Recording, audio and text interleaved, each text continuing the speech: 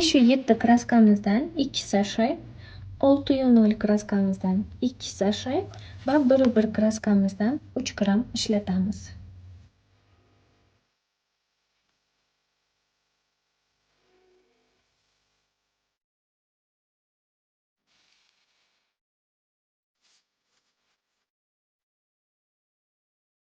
Nima uchun bir siniy chorniy kraska ishlatganim ko'plarga qiziq bo'lsa, sochimiz qizarib ketishini oldini oladi. Sochlarimizni 4 ga bo'lib oldik. Shunda kraska surtishimiz oson bo'ladi.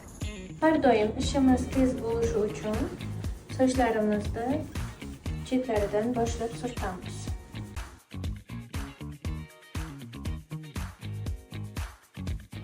Kraskalarimizni surtib bo'ldik.